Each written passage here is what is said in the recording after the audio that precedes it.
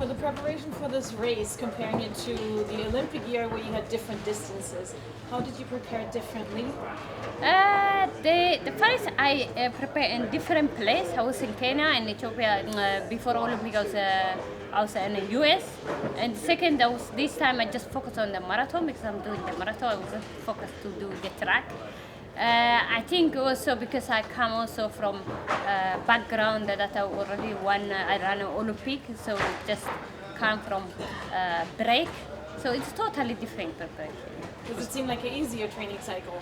It's not easy because I take a really long break after Olympic. I take like 4 months and I get also heavier and I was like I have to lose the kilo. I have to also build up everything as a just somebody as a start or so. It was really not easy. But luckily, it's Ramadan come when I'm fasting. I really train very hard.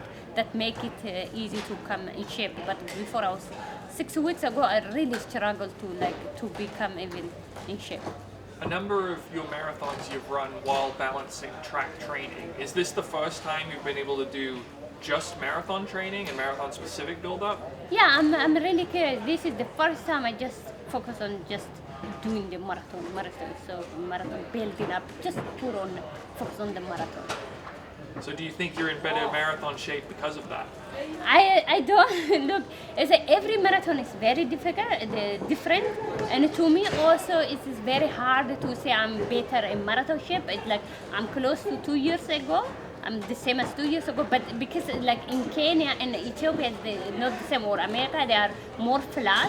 But in Kenya, really uphill, downhill is very hard. So I can't predict my training. Yes, if I predict when I do like a far leg or some track workout, yes, I'm the same as before London a year ago, 2 years ago. But the other is very hard because Kenya is like, I don't know, sometimes you go 300 kilometers up and 300 kilometers down. It's very hard to predict. But I think I'm a good shape today. How is your relationship with Tix? Because we saw there was the contact between the two of you in Paris. Did you talk to her after the race at all, and how is your relationship now? After the race, yes, I didn't really know that after the race she was really didn't say anything, and she was communicating of that. No, it's like that, but I didn't see anything. But I saw that her press conference, she's really complaining that she lost gold because we have contact or something. Sadly, I didn't think she lost because of that. But the thing also, we only see each other. I didn't want to Ethiopia, so we only see each other. I saw her here after Olympic. I don't have anything problem with her because like maybe for her it's very hard because I come from track background where you are like hitting each other to there, punch it like very hard in track. Even it started like you hit it, like people fall down. So to me it's like that's actually nothing because I was at Tokyo, somebody fall in front of me. I was fall like very badly. For me, like that touching each other or it's just normal. Maybe to her that's if in the marathon maybe that doesn't happen. I don't know. So it's like in the race for us is if you do track 815, like you finish actually by hugging each other or beating each other. I don't know. Sifan, 2 years ago you said, why the hell do I want to run a marathon? Since then you've become the Olympic champion. You won London then, of course, and you've run 2:13. Do you feel like you vindicated that decision in a big way? And how much have you learned from the marathon? You mentioned patience as a big thing earlier on as well. Yeah, and like now I say what the good I ran marathon. Yeah, 2 years ago I was so nervous. I was so scared. Still I was scared of the marathon because it's like every marathon different, and every time like I think it's automatic your brain will escape because you're gonna run. It's a marathon is human endurance. You're gonna like high heart rate, high breathing, but you go for some people go 6 hours, some people go 5, 4, 2. It's depend. Still, it is everybody challenging the distance they have. Like on the track, you have concurrent with yourself, with the people and yourself. But on the marathon, the first concurrent is that the distance. You are actually pushing human limits. To put your limit like to the thing. It depends what time you run. It doesn't matter. You are like if somebody runs 6 hours, he's pushing himself. Somebody runs 4 hours, he's pushing himself. And I see some people even have stomach problem, still if it's 3 minutes you're gonna finish your race and go, treat your problem. But in marathon, if the problem, there is problem, the problem get bigger and you have to start struggling. I think it is that's why marathon is way different. The thing also for me is actually, yeah, that's why I think it's every marathon is different. I race 4 marathon, all of them totally different, all of them. And like in Chicago, I was really struggling the last 3K. I immediately after I finished the marathon, I say I am never gonna do again marathon. I hear Paula say that. I understand. I've been in her situation. I swear God, I was so hurt the last 3 kilometers. That also where I lose world record. Actually, I'm better at the last, even my long run. I'm good at the last 3K, 4K. But this in Tokyo and Chicago, I lost the last 3K. I lost in the last, after 37, 38K, the world record. And that's what I'm going to say. That's the big problem in marathon. But in Tokyo, I had really struggled almost 13K. I was suffering. I was like, oh my God. I was like, how people run marathon? Because it's from beginning to the end, because I was in shape. From beginning to end, I was like, cry all the marathon. And in London, I enjoyed that. I was struggling the first. I enjoyed the last 5K. I was celebrating already. So every marathon is very different. And I learned the first things, what I learned from marathon, try, just try anything, whatever you want to be success, try it and don't give up. And the thing other, patient. It teaches you really big time patient.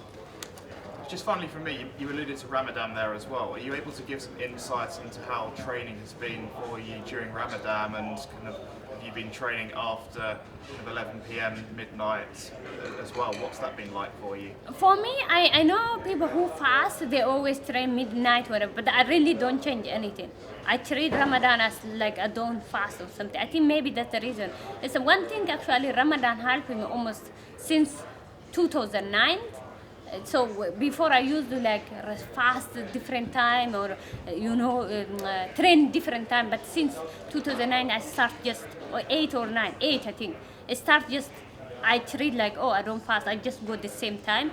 I think what is I love about Ramadan is just when you fast, you train, you become crazy healthy, you become also crazy in shape, because once Ramadan over, I just fly. I was like, that saved me actually this year also. It's very great. It's great because I like it's look like whatever we eat is fuel for us, like a gas for the car. So imagine you driving your car without gas. Once you give the car is full. To me, it's Ramadan is like that. When I'm fasting, I train it, and once Ramadan over, I'm like, how I'm becoming shape. It look like sometimes I become in shape overnight or something. I love really Ramadan. It's very good. Sifan, you spoke about obviously now being able to kind of close that last 3 kilometers at the end of the long run, and you've seen Ruth Chepngetich break that world record, bring it down to 2:09:56. Do you feel that's something that's in your sights one day, or how do you feel about when you saw that number? Yeah. To me, at that moment when I saw the number, I thought, it's this number. But if you see me after that, I thought, like, it doesn't matter. I don't know how she did, how she trained, it doesn't matter. But to me, it is possible. If somebody does, it is possible. But a matter of time. Of course, if you ask me, do you going to do this year? No, I'm going to train really 2:09. It's like, it's freaking hard. It's freaking hard. I think it take really, first I have to get to 2:11, 2:10, then it take really time, because it's like already, it's like, mileage, I think sub 5 minutes or 5 or 3 or something. Imagine for female running that, it's crazy. So I have to like train it, I have to teach the body and brain it is possible step by step, but it's like but I believe really it's possible. If somebody did, I don't care how they done it, it's possible, it's just matter of time. It's gonna take me long way, but I will be there inshallah, if I'm healthy and I don't stop with the running or something. And talking of that sort of world records, obviously Faith, you used to have the mile world record. Faith broke that last year, and now she's going for the 4-minute mile. Yeah. What did you think of that when you heard about it? That's a very wow. That's amazing. I'm really proud of her. I'm really I like to see. You know why we have to wait 20, 10 years something happen. Just it's good to challenge ourselves. Athletes always come up with something. You know, challenge yourself. She have to. I think that's like gonna be. It's very unbelievable. I can't wait to watch it. It's just, take some time actually further than what people think. It's just actually make a sport grow. It is very good. I'm really proud of her that she take this big challenge. What is your message for the runners of London that are participating in this race? I'm gonna say to them, first of all, and then don't train now until London Marathon. Train the London Marathon. The second, they have to be focus on the event first. Don't start hard. Think it like the distance, selfie your big concurrence. So you scare. You don't have to. You're gonna no push. You're gonna say, I'm gonna win you. You are not gonna win. So the event itself, the distance, take it as your concurrence. So you will respect it. And the third, I'm gonna say to them. The second, I'm gonna say to them, just focus with yourself. To compete with yourself. The third, be grateful that you are in London Marathon, because when I fly, I mean many people, they already applying for 3 years, they couldn't get in. 1 million people, I hear that they told me 1 million people apply, so they are one of that. So you are lucky that being one of the one who run in London Marathon. Be grateful and also respect the event, so you don't push yourself hard, and also be competitive to yourself. You want to get better, not with other, be better yourself. Everybody have his capability, I have to focus on my own. I have to focus beating Sifan, not beating the other. Then you be the better of yourself also. Be better version of yourself every single day.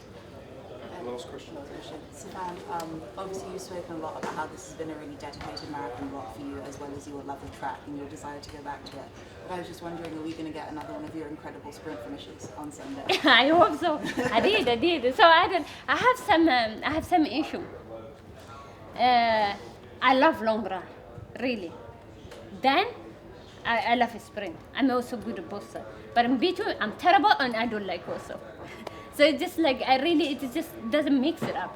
I really like long run, and when I long run, I'm already weak. When I do track sprint workout, I love it. Or far like some sprint, I like it. But in between, I'm just bad at it. So I think I didn't lose that. I am born with that. I think. Thank you. Thank you. Thank you. Thank you, guys. Sifan.